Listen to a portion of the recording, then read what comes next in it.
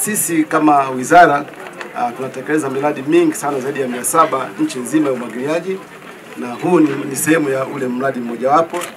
Lakini kama mheshimiwa mkuu wa mkoa alivyosema, wana maeneo potential for irrigation kama 15, na lengo la serikali ya awamu ya 6 ni kuhakikisha kwamba maeneo haya yote yanafikiwa, na tutafanya kazi kwa juhudi, tutafanya kazi kwa maarifa makubwa usiku na mchana kuhakikisha kwamba hata haya maeneo mengine ambayo bado hajafikiwa, nayo kama mkurugenzi wa NELC alivyoeleza kwamba yameshaanziwa mengine kufanywa upembuzi yakinifu ili hapo baadaye iweze kujengwa miradi kama hii.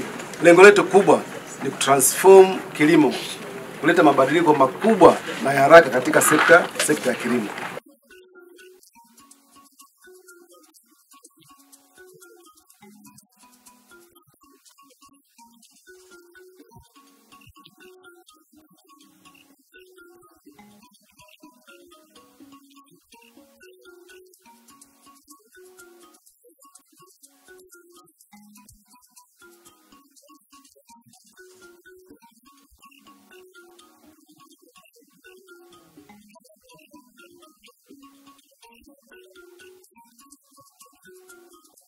Kwa macho ya haraka tu, kwa sisi tunaofahamu ujenzi, unaona kabisa kwamba hizi pesa zimezama hapa.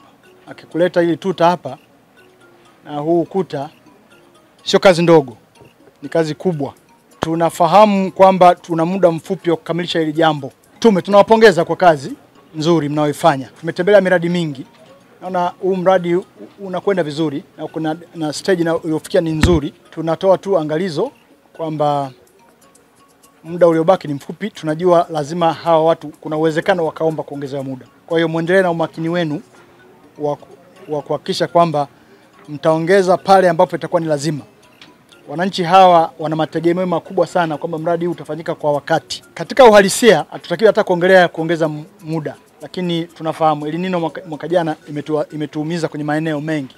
Mabarabara, miradi ya maji, hata ujenzi wa magorofa. Miradi mingi imepata athari kutofanyika kwa wakati.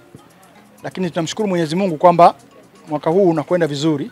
Mvua zinakuja, lakini hatujapata zile mvua za kufanya madhara makubwa. Kwa hiyo tunawataka tume ya umwagiliaji muendelee kumsimamia mkandarasi na muendelee na kazi.